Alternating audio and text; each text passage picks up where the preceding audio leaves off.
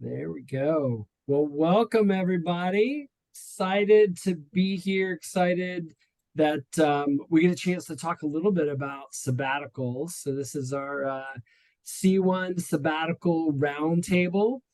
My name is Mike Swann, and I'm going to serve as kind of moderator for the day. A little bit about myself. I just celebrated 25 years of ministry with what was Great Commission Ministries, now known as Reliant. I was a staff worker at Virginia Tech and became a pastor, and then moved to Orlando to be a part of what we call our Reliant Central team, what some of you might have known as the Great Commission Ministries office team. Um, but I oversee the team that works with our churches with historical Great Commission roots. I work with the Collegiate Church Network, and I work with a lot of the kind of historical churches from the Great Commission movement. And really, we help mobilize support-based ministry workers for the Great Commission, whether they be at like a church or overseas, at a ministry, or doing an internship or residency at their church. In the past 10 years or so, we've been putting a lot more emphasis on our Reliant missionaries taking a season of sabbatical. And that's kind of led me to suggest to our friends at the C1 board, hey, in a meeting, like, hey, why don't we do a session and talk about sabbaticals, which led to like, hey, great idea, Mike, why don't you run with that? So that's kind of where we ended up today and how we got here. So let me take a second. I'd love for the panel that we're going to have here to introduce themselves. And so panel, if you could just share a little bit about like where you serve, how long you've been serving in ministry, when did you take your sabbatical, and tell us one brief story from your sabbatical. And Matt, how about we start with you? Yeah, my name is Matt Gordon, and I'm a pastor in Gainesville, Florida, which we have a strong emphasis on the University of Florida. I've been a pastor for 36 years now, and 32 years have been with Reliant Ministries. So I look forward just continuing to serve, working on campus. And I did my sabbatical. It started back in April of this year and went through the middle of August. And as far as the story, I was thinking one key highlight of the time, we're always looking for RV deals. And that's where a lot of times RV companies that rent RVs are looking to relocate their vehicles to different parts of the country. And so we had $1 a day deal. And we Jan and I, we flew up to Chicago and jumped on an RV, and we took the next 2 weeks to get it over to Denver. And just our goal was not to see any major sites, just kind of take the back roads. And we stayed at BLM campsites. That's not Black Lives Matter, but Bureau of Land Management. And it was just a lot of fun, relaxing. We got in a lot of prayer, time in the Word, just time together. So yeah, then from Denver, we flew back home.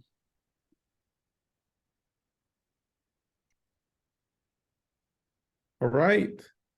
My name is Seth Broadhurst, and I live in the state of West Virginia, but I actually serve as a national leadership team member for Freedom in Christ Ministries, which has me serving all over the country and sometimes internationally as well.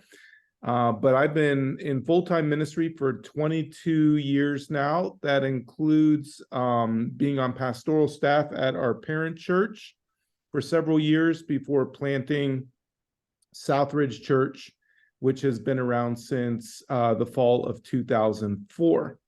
And I remain a pastor emeritus at Southridge Church, continue to serve as an elder at the church, but I volunteer my services these days and serve with Freedom in Christ Ministries.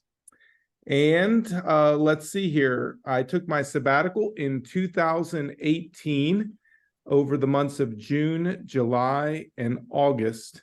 And one of the most fun things that we got to do as a family while I was on sabbatical is we went to Young Life Camp as campers.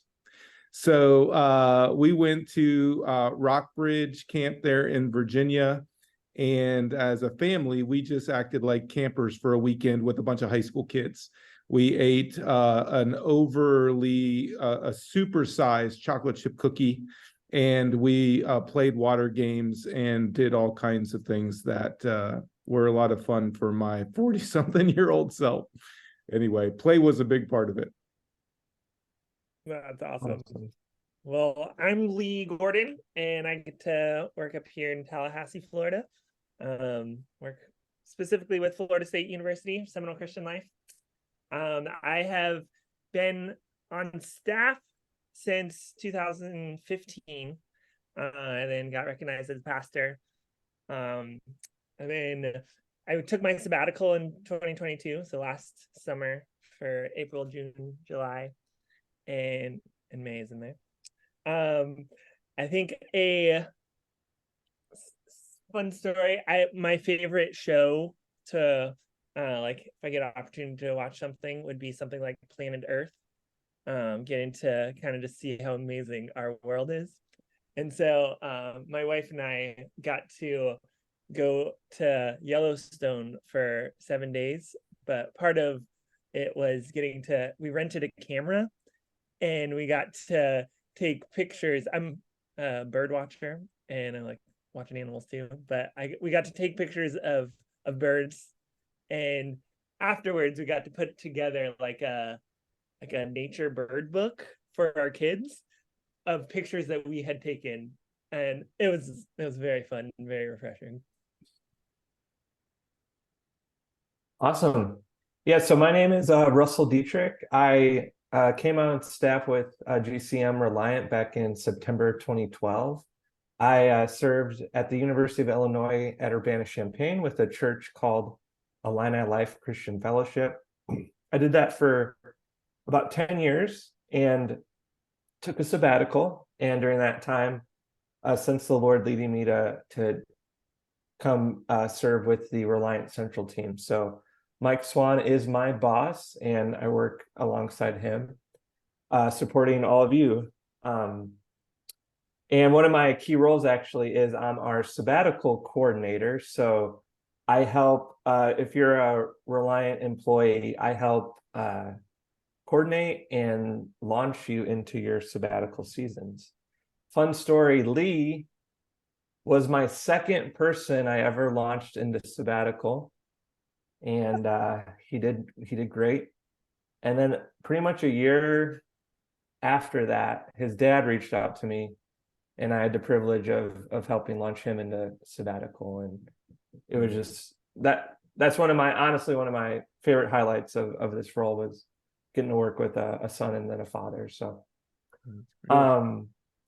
when I took mine back in February of 2021, I did a 6-month sabbatical, and similar to these guys, travel was a highlight.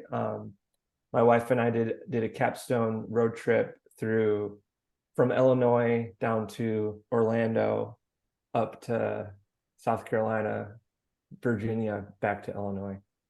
And yeah, it was just a great time to kind of connect as a family. We had a 7-month-old, and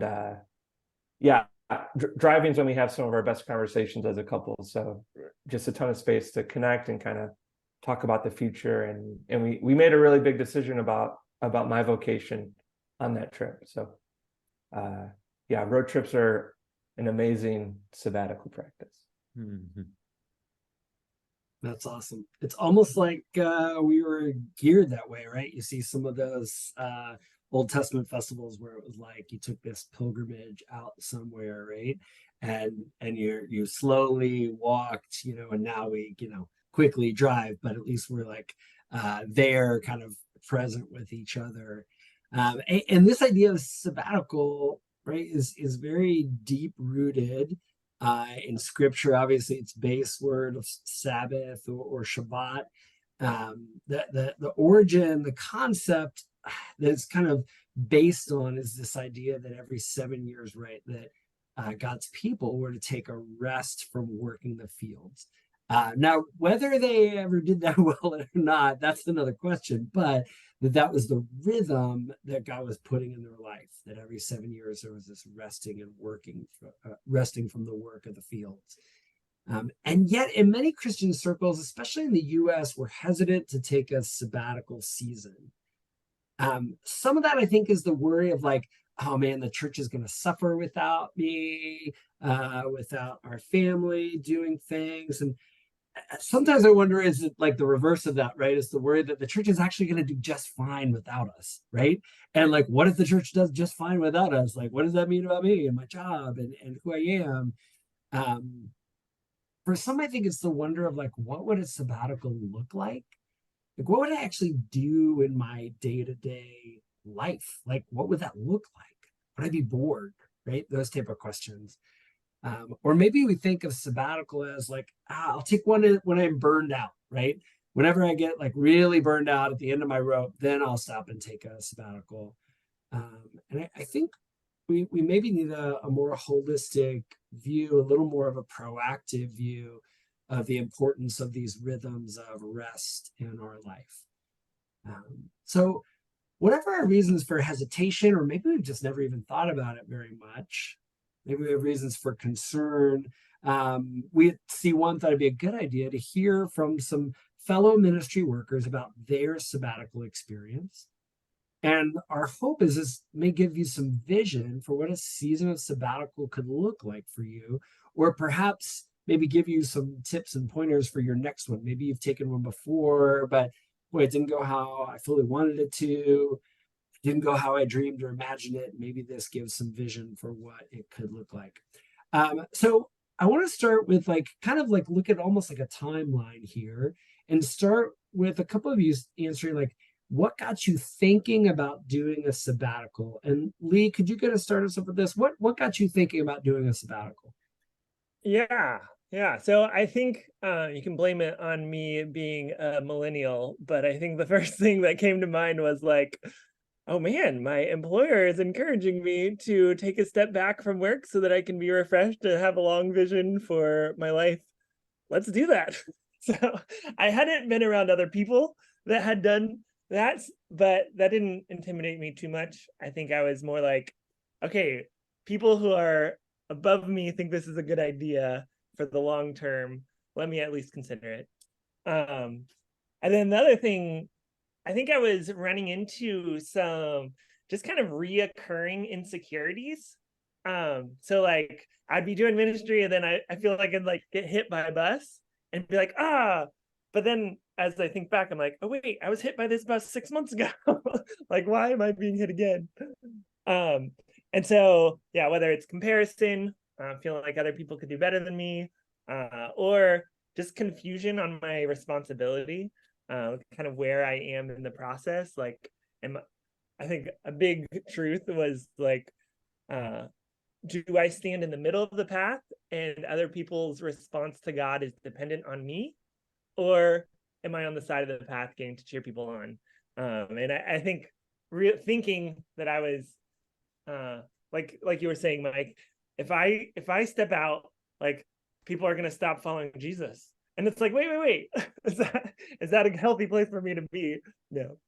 And then the last thing was realizing just how beneficial it is for even our community to have a leader that's refreshed and delighting in life, and just how enjoyable that is to be around someone who has that. And I was like, man, I would love to be there so that I can offer that to my community. Mm-hmm. Yeah, for me, as Russ was saying, Lee took the lead in having a sabbatical first, and I learning from my son. Several years before that, Frank Liu was an encouragement, just in things he gained from the time. And you know, one thing I dealt with early on is just saying, well, I don't feel burned out. I don't feel like I have to take a sabbatical, and I don't think that was, at least for my situation, that was not the goal of mine. What really spurred that on was I was in the middle of about a 5-year plan. We're still trying to decide if it's a succession plan or a succession plan, but we're either way. It in preparation for I'm be like a year and a half from now. I'll be 65.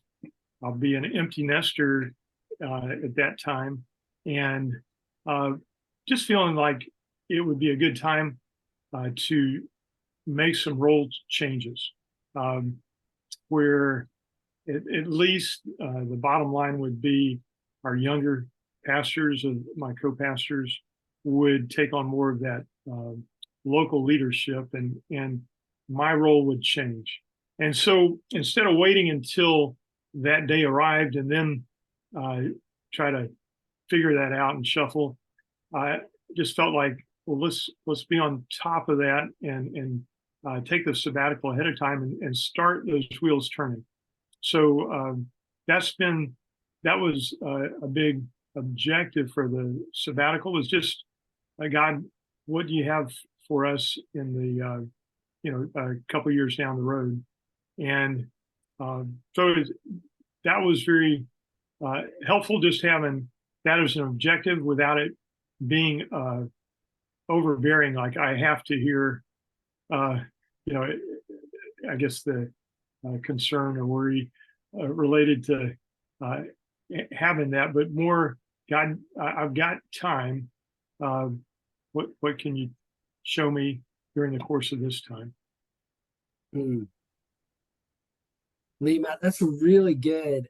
Matt, let me stick with you for a second. How did your church respond? So you're talking about like succession plans or succession plans, right? But when the idea of a sabbatical came, because you've obviously been leading or a part of the leadership team at Gator Christian Life for a long while. Let's start with you on this question. How did your church respond to the news that you were taking a sabbatical?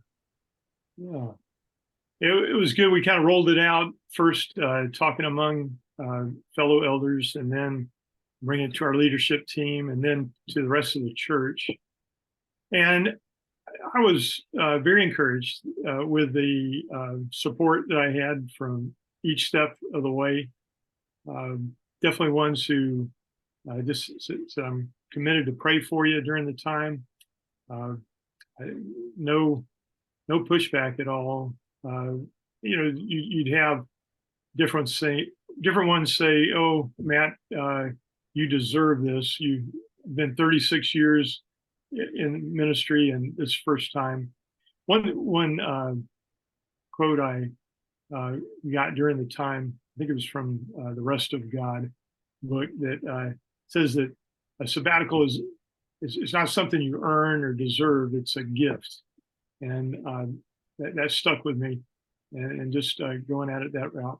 Had one person offer a cabin for a couple of weeks up in North Carolina that Jan and I were able to take advantage of. Another one that said, "Hey, I've got a boat and a house that I want you to use while you're on sabbatical."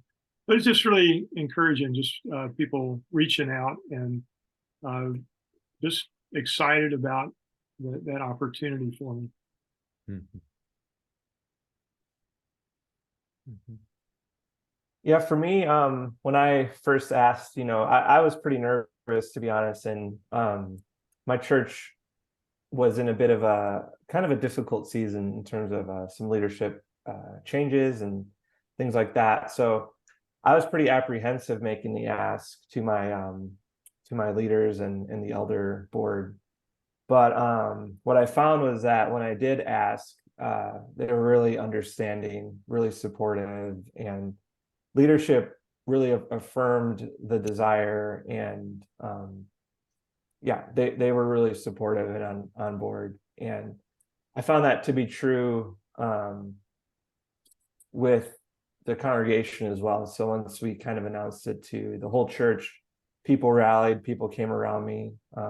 I was pretty involved in Sunday mornings and the production side of things. So my role was pretty important, and I was just surprised by how many people rallied around me to cover my responsibilities. So helping cover the worship ministry, our sound ministry, PowerPoint, all the stuff I kind of oversaw. Our students and community members, different people took over different things, and kind of that made a huge difference. And I felt a ton of support from them when people kind of found out I was departing. So that's awesome. So it sounds like both of y'all came from a place where there was support, there was rallying behind it, which is great. And that might not be everybody's experience who goes before like an elder board or before their kind of peers and says, hey, I think the Lord is leading me to this season of sabbatical. And one of the things we found is, like, as we make it more of a part of the culture of who we are as an organization, that it's become more normalized. For a while, it was like, what? It was seen more like oh, you're taking a really long vacation, right? But as that concept of like, that rest, that Sabbath rest for an extended season of being able to be away from the harvest, if you will, or not necessarily away from the harvest, right? But to put down the work gloves for a little bit and to just be and to rest. As that became normalized, that's become a much easier conversation with those elder boards or those churches to say, like, yes, we're doing this, we want to support it. So I want to move. So we moved into like how we get ready for. Like, I want to move into like how we like prepared. So Seth, how about I start with you on this? Like, what did you do to prepare for your sabbatical? What got you ready for it? Sure. Yeah. Well, for our church, it was the first time that they would have experienced it. I would be the first staff member to ever take a sabbatical, and so there were organizational dynamics to prepare for, and then there was the heart posture, my personal heart posture to prepare for, and both of those things were happening simultaneously. So the first step with regard to the organizational dynamics was the Lord put it on my heart to request or propose it to our board. And so that was kind of step number one, is to do a formal proposal to our board. And because our board had never been through it before, I kind of took the initiative to ask and answer several questions for them. Questions like, what is the primary reason for the sabbatical, and how would I utilize my time off, and what benefits did I expect would come of it for me and for the church, and then what is the scheduled timeline for it? So in my proposal, I asked those questions for the board members, and then I answered those questions for them as well. And once they were behind the idea and they approved the idea, we announced it and discussed it in a staff meeting. And once the staff were aware of it, then we rolled it out to the church. I believe we announced it to the church about 6 weeks before I actually started it. And I remained active and in front of the church all the way up to the start of the sabbatical. So it wasn't like I announced it and then poof, I was gone, or we announced it and poof, I was gone. I was there for a good 6 weeks after the church was made aware that it was coming. And one of the things with regard to organizational dynamics, and I think we probably all experience this on some level, is a lot of responsibilities had to be delegated out.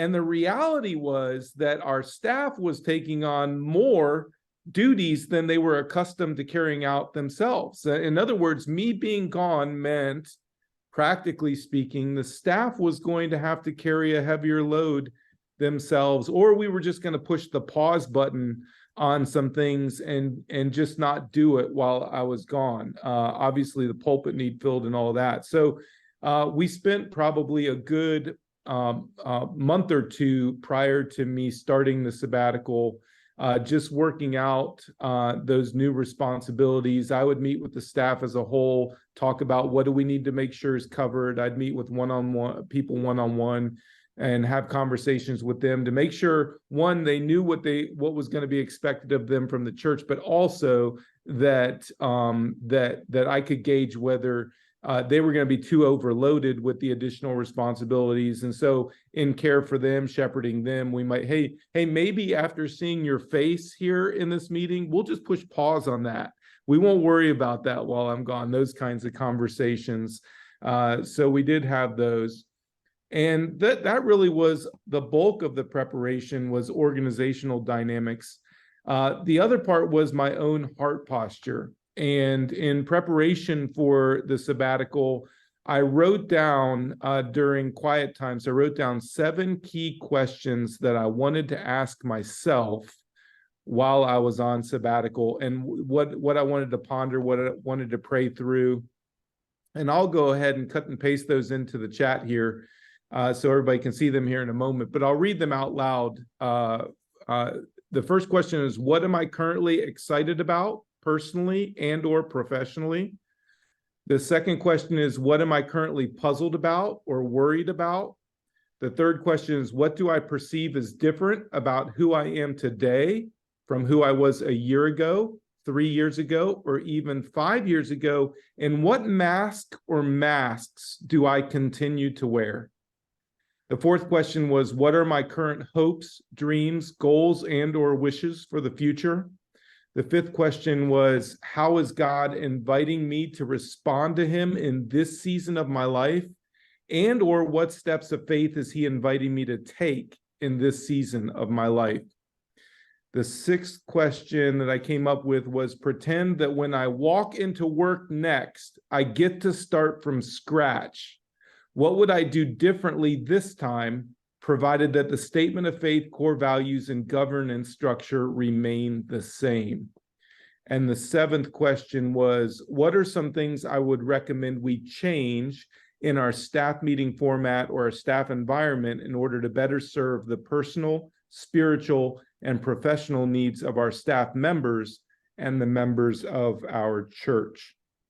So those were really the 7 questions that I kind of came up with before going on sabbatical, and I pondered them and prayed through them all summer long, which was an extremely profitable thing to do. And I'll go ahead and put these questions in the chat for anybody who'd like to see them. Yeah, that's great. For myself, when I was thinking about how did I prepare for sabbatical, so the first step for me was actually a incidental step. So a trusted pastor that was outside of my church, this guy named Rudy that I would speak to just to, get counsel and care from. He said, Russ, I think you might need a sabbatical.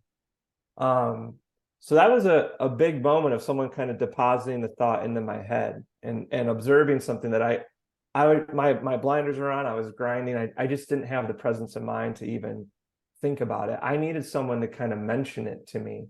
So I feel like if that ever happens to you, if you have a trusted friend or advisor mention, hey, have you thought about doing a sabbatical? Like, really be sobered by that. I think that's God kind of working and speaking through his church.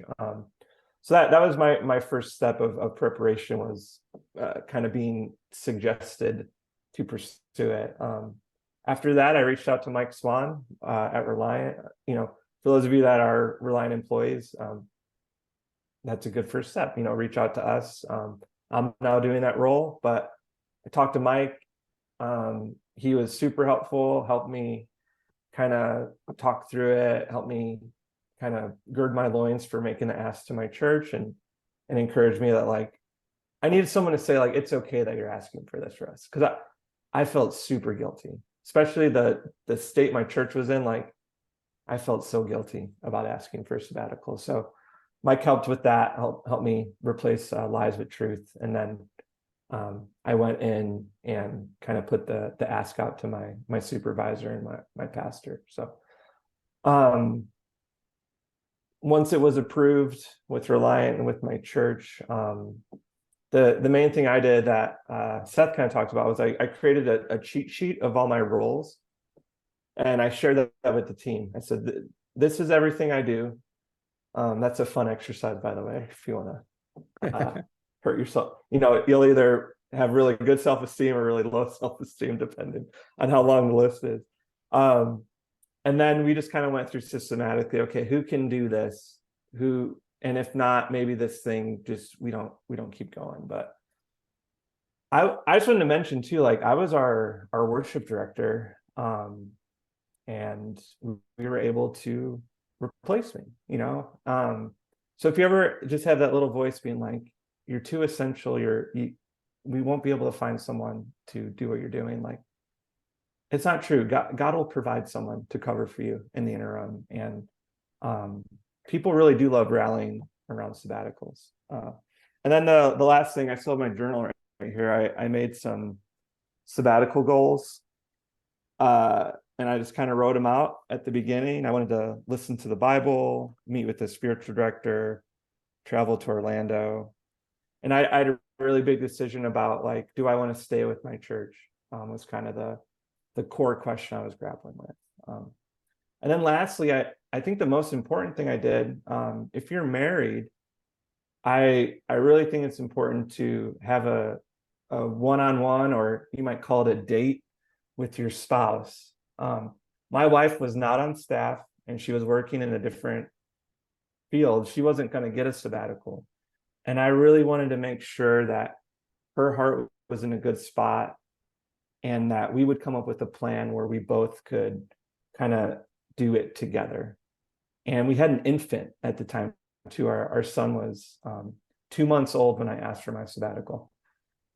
And that required some planning and some calendar. But I wanted to make sure my wife had some sabbatical moments during my sabbatical. So it was really key that in the preparation stage, her and I synced up, talked about her hopes and fears for the sabbatical. And then I was able to kind of incorporate a plan that would encourage her. That was part of the reason we went to Orlando, was because that was something she was really excited about. So there's other things, but those are kind of some big hallmarks of how I prepared. That's really good. I heard some themes in there of like there's practical preparation and there's heart preparation, and it involves a community with your church, your ministry. It involves a community with your family. If you have a spouse, if you have children, that preparation involves all of those things. So we've thought about sabbatical. We've talked to the church. We've started prepping. And now we're in that phase of like thinking about like, okay, what happens during that sabbatical? And let's start here, Matt. If I can start with you, what like key moments stood out to you about your sabbatical? One, right off the bat, it took me several weeks to take my project list from this long laundry list down to zero. And a shout out there to Russ. He advocated for me extending my sabbatical. I think I originally had like 3 months, and it actually ended up at 4.5 months. And it took the first few weeks to go from that laundry list of to-dos to nothing. And to be honest, I probably would pride myself in having a long list of, I've got a lot to do, but in reality, getting down to nothing and say, this is a different feeling, is something I needed to spend several months with that to-do list, that project list at zero. And responsibilities. We all have things that we have to do day to day, but this was, and so to me that was key, and it allowed me to even continue the sabbatical just a weight off my shoulders. Another thing that happened actually towards the end of the sabbatical, I went with Tony Peterson. He does a camping ministry for different pastors and others. The two of us went into the mountains of North Carolina, and he had his A-liner camper that we camped out in, and just spent some time. I know one of the things that I did during the sabbatical was my wife Jan and I, we went through the training for transformational prayer ministries, and that was very, very helpful. I don't know when else we would have tackled that, but just to do something together, just a little bit each day. But Tony does something similar with the heart chart that he uses, but is just processing. In summary, I think just bringing up the understanding that one of the lies that I was believing was that I was a fraud in different things, and God just used that to reinforce just that a statement that just resounded to me was that no, your love for me is authentic, and that's what counts. And so that was a real key moment during that time. It came towards the end of the sabbatical, but I feel like God used that just to help me step into ministry again. Yeah, cool. I think for me, there are two things that kind of jump out at me. I think one was where I thought I would be learning a lot, and then where I actually did learn a lot. I think stepping in the sabbatical, I was like, okay, I'm gonna visit these 3 or 4 churches, and I'm basically just gonna take what they're doing well, and then I'm gonna do that, and we're gonna do it well. And that's how I'm gonna learn. That's how our church is getting better. And I think that's very possible. That's not my experience. I think I went in thinking, yeah, I'll just do whatever they're doing and we'll do it. And I came out thinking, wow, God has made us each very uniquely, and I should not try to be that person. I should not try to be that person. I should not. And God has given me strengths that are different than this person. And so I should not try to emulate what they're doing because I don't have those same strengths.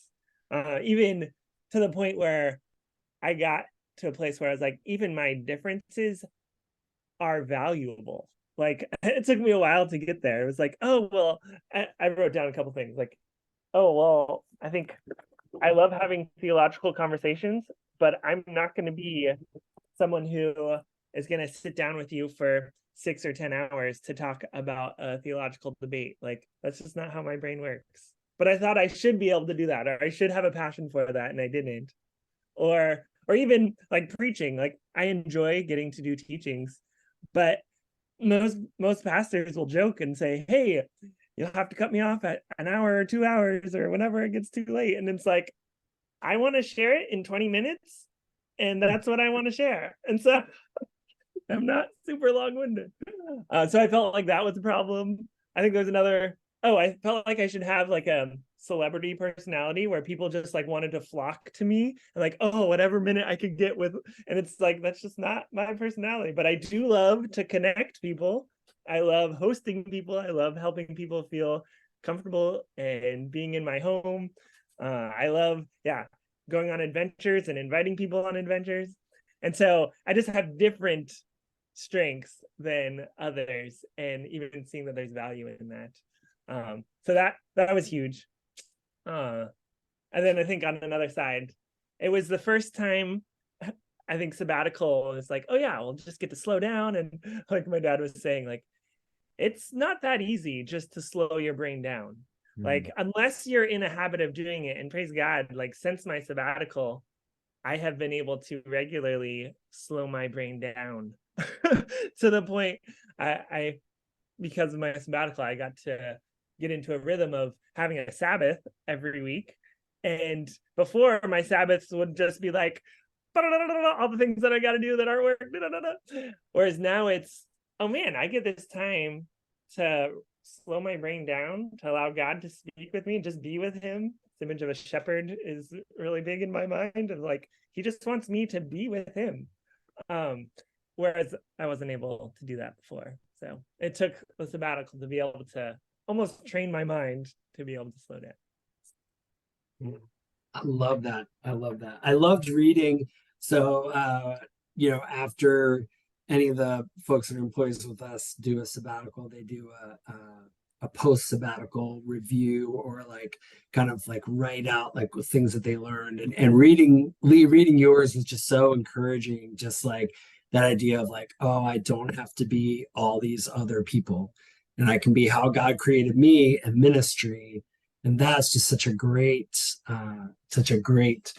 thing to catch even at an early age of ministry, that will help kind of lead you as you go along. So Matt, you said something really interesting. You said like getting that laundry list down to 0 of projects and things like that.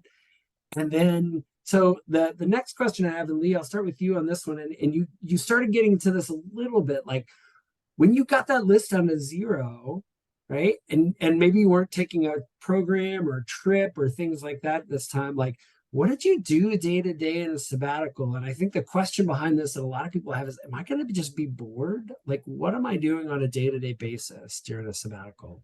Yeah, that is a great question, because I had that same exact question going into it. And I was like, I don't know what it's going to look like. What's going to happen? And as I entered into it, I think partially working with Russell and just getting to work out a plan for what the sabbatical was really helpful. I'm definitely the type of person that like, I block out like, okay, this is what I'm going to do for this period, and then I'm going to do this for this period. So in my sabbatical, it was usually days. So it'd be like, today, this is what I'm going to do.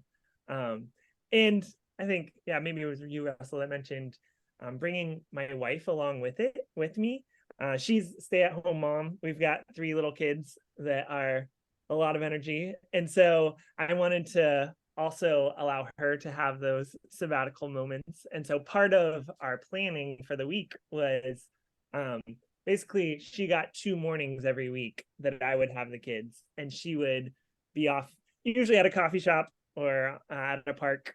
And with the idea of either reading, listening to music, doing some journaling, just kind of slowing down and stepping back. And Hannah Lee loved it. Like, she really was refreshed by our sabbatical.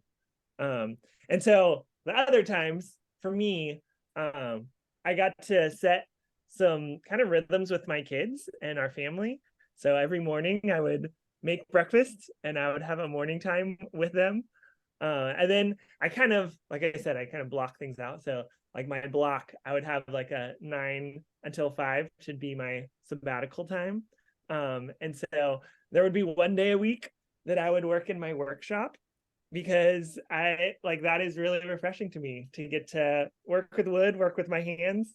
I think that's something that I really value, and it's restful for me. And so I don't get to do it all the time. It's hard to find time to do it.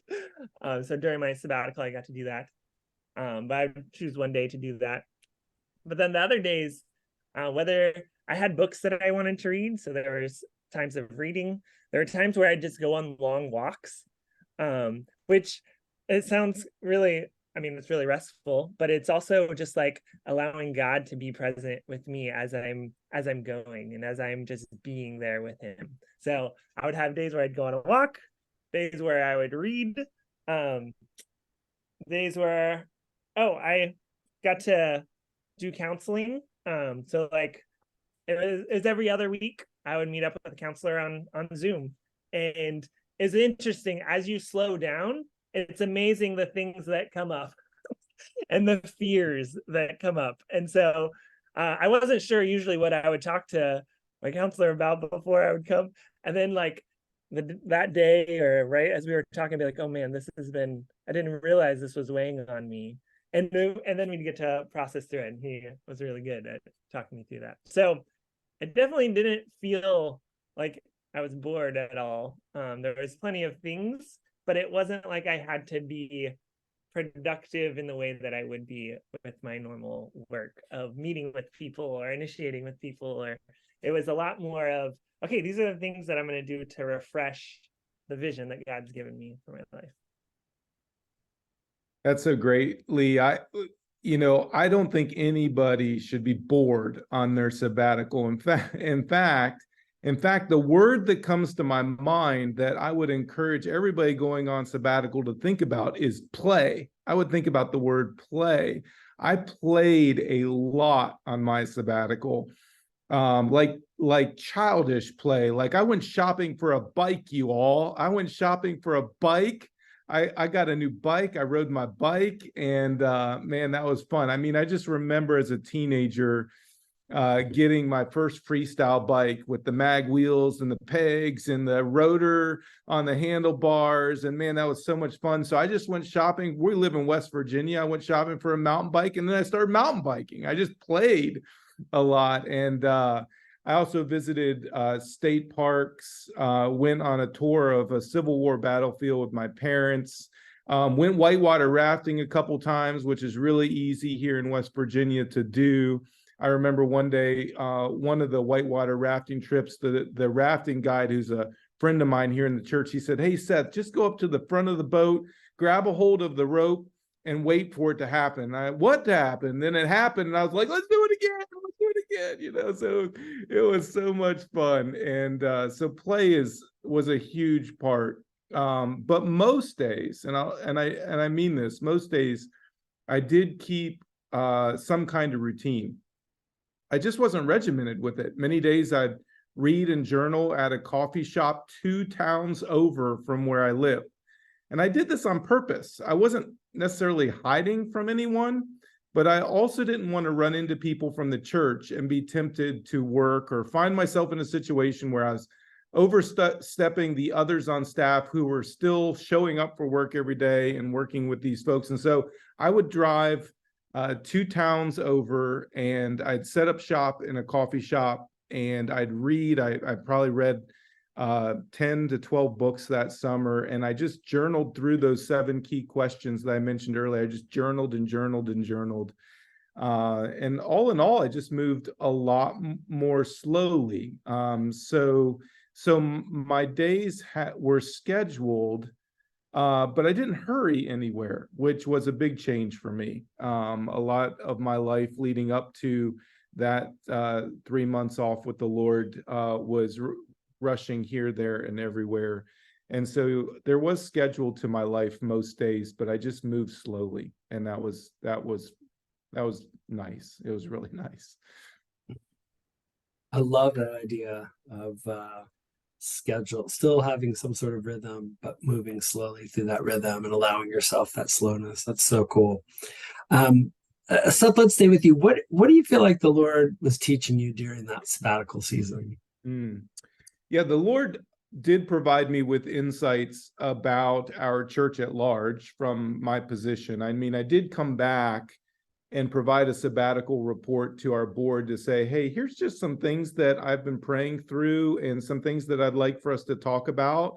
If you guys think that it's worth talking about. But I was very open-handed about that, and I really left that with them. And the board did bring it up, and the pastors in the church did bring it back up for discussion later on, some of the stuff anyway. But personally, my biggest takeaway by far from my sabbatical was I discovered that I was a human being, not a human doing. And that was so refreshing for me, because the truth is that for a vast majority of my life, going way back to well before ministry, I've acted like a human doing. And being a human being was quite a change for me. It was really life-changing. The Lord used my sabbatical to point out to me that I really needed to slow down in life, not only for my own mental, emotional, and spiritual health, and maybe even physical health, but just to be more present, to I think there's probably a lot of people in my life that felt like I rushed right by them in an effort to get to the person that I really felt like I needed to talk to. And nowadays, based on the things I've learned and the things I've continued to try to apply to my life, I just, when I'm in a conversation, I'm present with you. I'm really focused on what I'm doing in the moment, and diligent to stay there. Just really diligent to keep practicing that in my everyday life. So those were some big takeaways. I also, and this was life-changing for me, if you would have asked me before my sabbatical, Seth, do you enjoy any hobbies? I would have said, well, I like to read and I go to the gym on occasion. And I think most people, when they hear that, they'd be like, get a real hobby, get a real hobby. And so I learned on sabbatical that I truly delight in several things. I delight in travel. I delight in table fellowship. I genuinely enjoy a prolonged meal with family and friends. And I enjoy active hobbies. Like, I don't pretend to like golf anymore. I'm free of that. But I have found some active hobbies that I do really enjoy, and that put a smile on my face and fill me up. And so I've given myself permission just to continue to live in those things. Wow, it's so fun. I love it. I think for me, some things that Lord taught me was one I mentioned earlier, like I don't have to be someone else. I can be me. And part of that is I think I felt like, oh, well, because I enjoy following what other people are doing. But I think some of the strengths that God's given me is to be a bit of a trailblazer and to try new things and to initiate with people in adventures. And so not being afraid to do that. I think before I would use the excuse, well, no one else is doing it, so I'm not going to do it. Whereas now I don't have that excuse anymore, because I think that God's given me unique ways to connect with people. And then I think the other big way was similar to what Seth was saying. I think the big word that comes to my mind is just delighting. The fact that I get to enjoy life, like my woodworking, it's not something that I get to do all the time, but I've been working on a project and I actually just got to put the oil on it recently, and it's in my kitchen and it has been so fun. Like, and I wrapped my beams in some oak wood and like got to finish it up, and I think it looked really awesome. But I got to enjoy the process and enjoy learning along the process. And I just think I feel like I get to work with college students, and so many of them have forgotten or never been taught how to delight. Like you're saying, Seth, like, what hobbies do you have? I would say most of our students don't have one. And so they're getting to see me like giddy to talk about this like strange wood project that they're like, why are you doing that? But they're getting to see me delight in it. And then it kind of rubs off on what they can delight into. I love that. That's awesome. I hear some common themes, and then some things that are unique to each of you in this. So we've talked about like what got you thinking about a sabbatical. How did your church respond to that news? How did you prepare? We talked about some key moments, and then like kind of the day-to-day of a sabbatical. And then we kind of reflected on what did the Lord teach you? Well, let's take it one step further. And what would you recommend others who are thinking about considering a sabbatical? And Seth, I'll start with you on that one. Yeah, I love the fact that both you and Russ are helping Reliant staff members with this. My number one thing that I put down is I recommend getting a sabbatical coach. I just really think that especially you're going anytime you take a sabbatical, you're going counterculture. And I really think that having somebody to walk that journey out with you is very helpful.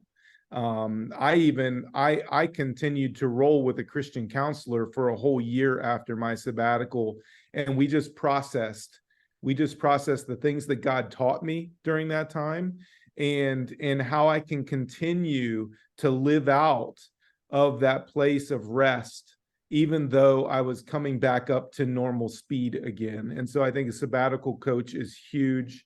I think this is super important. Put some real thought into the sabbatical before you find yourself in the middle of it. You know, you do not want to be in the middle of your sabbatical, not knowing what you're doing, and then all of a sudden you're 1 month, you're 3 months, your 6 months is over, and you're like, I didn't, nothing happened here, you know, kind of a thing. And so I think it's really important to put some real effort into planning for it before you find yourself in the middle of it. Plan your trips.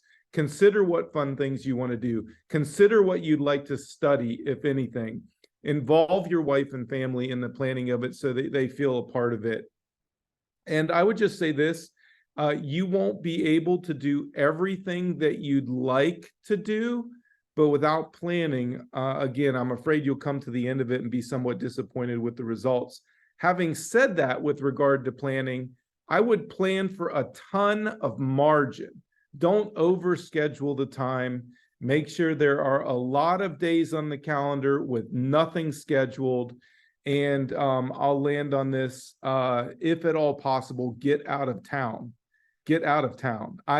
We were in a season of life with our kids and their social lives and the things that they're responsible for that we couldn't get out of town. And I just found that, apart from our trips and our vacations and stuff, but I mean, like, man, if I could have totally been out of town for the entire time, it would have, because I kept bumping into people, and you know what they were asking me? Hey, Seth, how's your vacation? And I'm thinking, you know what? I don't know how to answer that, because I don't really feel like I'm on vacation. I feel like I'm doing a purposeful work with the Lord right now. And in some cases, I feel like I'm going to spiritual battle for you all, you know? And so, yeah, if you can get out of town, I would get out of town is my recommendation, but I'll stop there. Yeah. Amen, Seth, to all that. I really agree, and appreciate your heart. Funny enough, one of the things on my sabbatical I picked up was golf.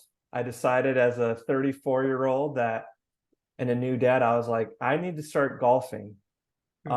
In the midst of COVID, it was a good, like, kind of isolation sport. So I became a golfer during my sabbatical and have been a committed player ever since. So yeah, to answer the actual question that Mike wants us to answer, what would I recommend on your sabbatical for those that are considering it? I would just reference Nike, that brand of just do it. If you've been on staff for 7 years or more with us, I think you should just take one. A big heart for me, for our program team and for the missionaries we get to work with, is I want sabbaticals to feel normal. I think there's been a mindset that you have to get burnout in order to earn your sabbatical. And really, I think if we look to like our colleagues at the universities, and a lot of us are in campus ministry, the sabbatical practice is just a rhythm of professors. Once you're tenured, it's something you get to do every 7 years. Our colleagues at crew and navigators, and I know those two for sure, like sabbatical is a common practice. It's something they do. It's normal. And I would love to see sabbaticals just be a normal thing. And especially if you're in a position of power and you can make decisions to do that, like instituting a sabbatical practice into the rhythm of your staff team, I think will bless this younger generation and help the millennials and Gen Z. My hope is that it'll help them be in the field as long as many of you have. Like, I want everyone to be on staff as long as Matt's been on staff. And I think sabbatical is a tool in our tool belt that can really help with that. So if you're thinking about it, do it, and then be an example to your team. And then the other thing I'd recommend is just talking to a trusted friend or pastor. So if you have a mentor or someone in your life that you trust, I would ask them, like, hey, do you think I should take a sabbatical? And kind of see what they say and talk through it with them. So yeah, we're happy to be available to you too, if any of you with Reliant want to talk with us. So yeah. And honestly, and anyone in the greater Christian community, I mean, like, because, some of you are employees with Reliant, a lot of you who might be watching this video aren't. But we'd love to share resources with you. There are lots of good resources out there. There's lots of people that are even on this call. Dave, I saw your hand there. I know I want to thank the panel. Thanks to Seth and Russ and Lee and Matt for jumping in. Thank you for Evelyn for being behind the scenes and making sure all this works and happens. But would love to open it up for other people who've experienced sabbatical or people with questions. Dave, you had some thoughts? And before we do that, Evelyn just put some resources into the chat. So if anybody wants to copy those, you can. But yeah, Dave, tell us a little bit about your experience. Well, actually, can I ask you a question first? Yeah, please. Okay, it related a little bit to Russell's comments. I did not get this pushback. By the way, for those of you who don't know, I did take a sabbatical this summer, May, June, July, and half of August. Vanessa and I went to Israel as part of that time, very profound. And I have a couple ideas related to it. But my first question, really, I did not get this from our local congregation. I've served 33 years in full-time ministry. Matt, you served 36. I'm trying to catch you.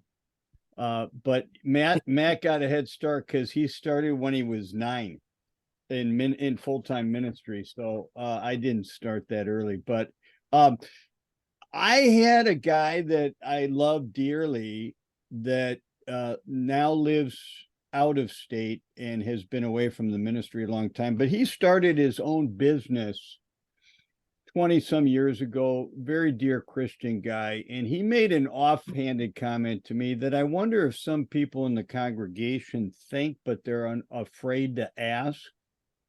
And I have a number of guys who have started their own businesses, and here's how it goes. I don't get to take 3.5 months off of my job. My employers never come to me and said, you get 3.5 months or whatever, 3 months, whatever, you guys decide. And he was a little bit jaded, I thought, but he's a dear friend of mine and he was very supportive of it. But I thought that question was probably rolling around in more people than would be, because it doesn't sound spiritual, does it? To come forward and say, how come you guys, of course, and I think, were all of you guys funded? I mean, Reliant, you were still getting your salary, right? I think that's a pretty typical approach. So it was not only were you still getting funded, you had this time off. And how would you guys answer that if somebody asked you directly? I think I was a little bit, I didn't feel guilty for leaving the day-to-day of the ministry at all, because I work an insane schedule with my wife, and I didn't feel anything that way, but I did wonder a little bit about that myself. How would you answer it? Yeah, good question. Who's got some thoughts on that? I think it's tough because if you get defensive, like, that doesn't usually win people over,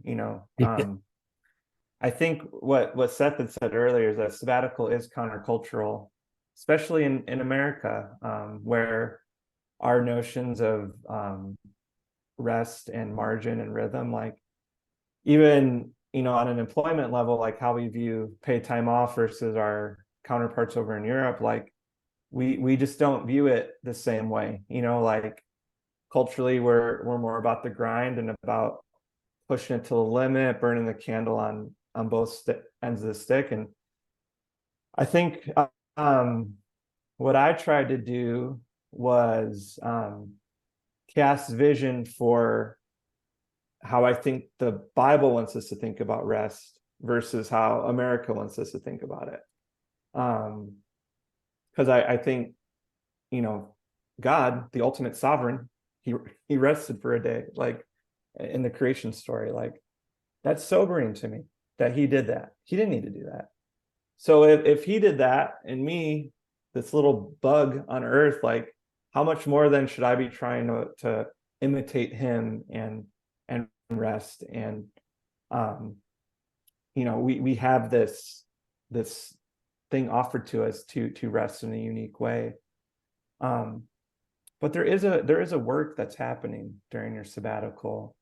And I think the biggest thing I tried to keep in mind was that this sabbatical is going to help keep me in the field longer. It's going to allow me to do ministry longer. And there's a unique toll that missionaries face, especially every field has a unique way that it wears us down. But on colleges, like, when you get older and everyone around you stays the same age, like, that's very disorienting. That's very draining. That's very troubling, and if we don't have these rhythms of rest on the weekly, monthly, and then the every 7 years, like, we can sometimes hinder our sustainability and longevity sometimes. So I just try to engage and talk through it. I think most people just want to vent a little, but those are some things. Lee, do you have a thought?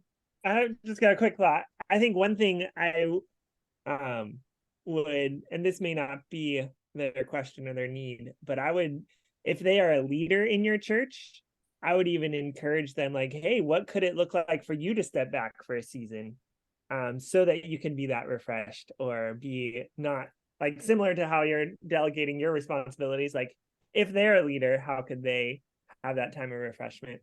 But then also bringing in that idea of a Sabbath, and how that is something that everyone can do with their work schedule. You can have a purpose-driven Sabbath, where you can do the things that you would do on a sabbatical. So those are things that could happen. Yeah.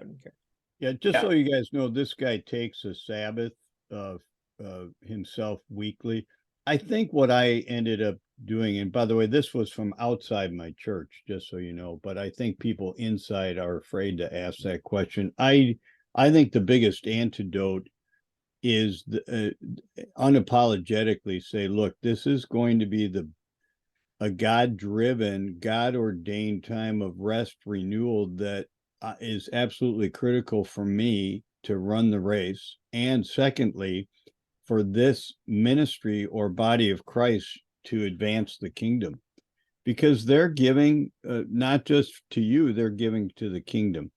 And if they're allowing this to happen, if you can help them understand those two things in whatever order you present it, I don't think you have any problems. But I think it is something that someone taking it has to think through. And if you don't, and you guys did a remarkable job, I would underscore 1,000,000 times what you guys said about planning, preparation, and even forethought as to what you sense God wanting to accomplish, and also building in margin for the unexpected. That was a big thing for me. There were some critical things that came up unexpectedly because I had enough margin to experience them. But I also had enough planning that people could buy into it and support it, and we communicated it directly ahead of time. So people knew what they were jumping through hoops to help happen, right? They have to know what it is and the value it's adding, not just to you, but also to the kingdom. Yeah. And I think you guys did that very well. Yeah. I like to cast it as sabbatical is a strategic absence for leaders, and especially as as we get older and think about succession, like if your staff team and your congregations are used to you not being there every now and then, your absence allows for new leaders to rise up, take on responsibilities that they might. It fosters the soil for succession when that day comes. And it just helps lessen the church's kind of dependency on a single kind of iconic person or leader. Because I know for me as a younger leader, like you didn't want to disrespect your older leaders and be like, hey, I want to teach instead of you teaching, you know, because that can feel like unintentionally hurtful. But if the senior leaders are intentionally stepping back, it creates space for younger leaders to step up in ways that can feel honoring and respectful, and you kind of get to initiate it too, which is nice as well. So I love the idea of strategic absence, and I think sabbatical really lends itself to that. Other questions, thoughts?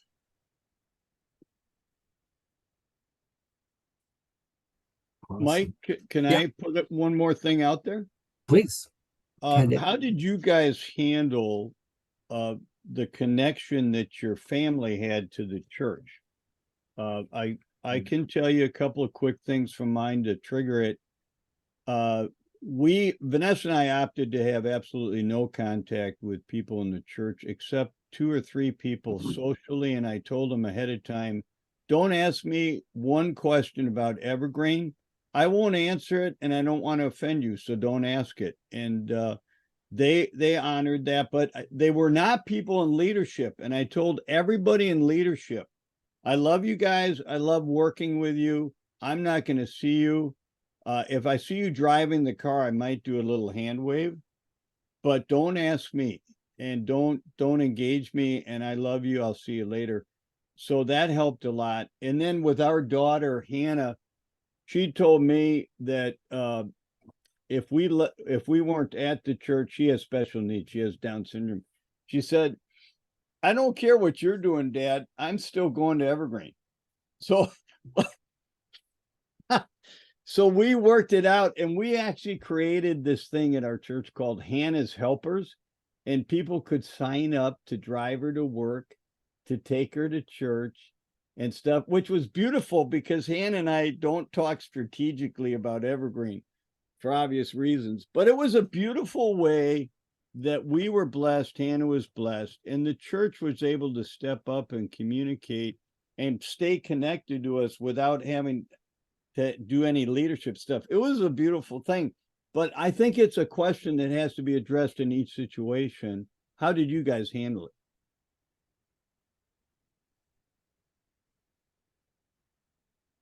I'll jump in, Dave. We had it was a discussion in our household. It was an important discussion in our household.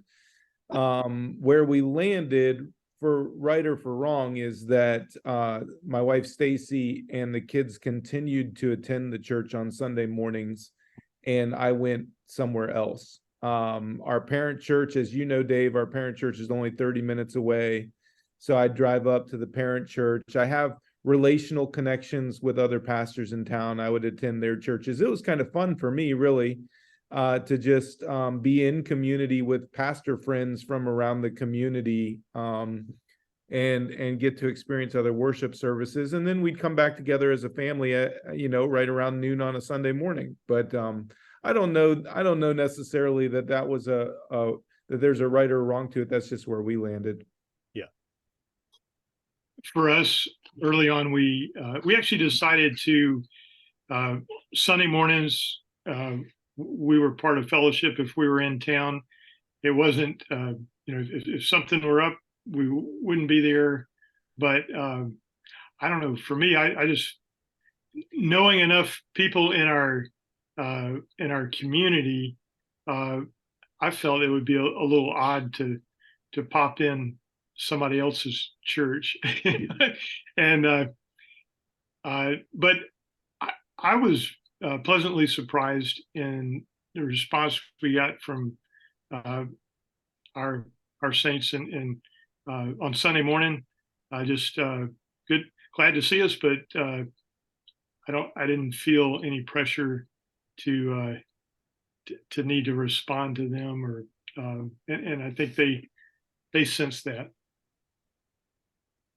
And what I love about that, because a number of different answers there, and a lot of it is setting expectation for the congregation, for the leadership. What is what can they expect of you of that in that season, and what do you expect of them during that season?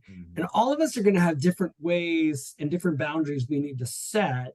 But once we set those personally, communicating those, letting them be known, and then allowing people to serve us in that way and to serve them in that way. I think setting those expectations is super helpful. Well, we are hitting our time. Thank y'all so much for being here. For those of you who are watching on video, as you have questions, I'm sure if you have connections with any of us here, I'm sure these folks, I'm seeing Lee nodding and Seth nodding and other folks nodding, they'd love to connect with you. You can certainly connect with me as well. My email is just mike.swann@reliant.org. And then we have a number of different resources and things like that available. So as you have questions, I think one of the things that Russ said was really good. Like, if you're thinking about doing this, like having a sabbatical season, just do it. Go for it. Talk to your church about it. Talk to the ministry that you work for and with. Yes, take that time of strategic absence, getting away, being with the Lord, and allowing others to step into that process. So thanks for joining here today, and thanks for everybody being a part of it. This was really great. Enjoy being a part of it with y'all. Yeah, thank you so much, Mike and panelists. Our next Zoom platform call like this will be November 15th. We will similarly have a panel, and we'll be discussing different churches' responses on how to handle LGBT issues, what they've done, what they've thought about, that kind of thing. So you can tune in for that, and that'll be our next installment. Thanks, everybody, for coming.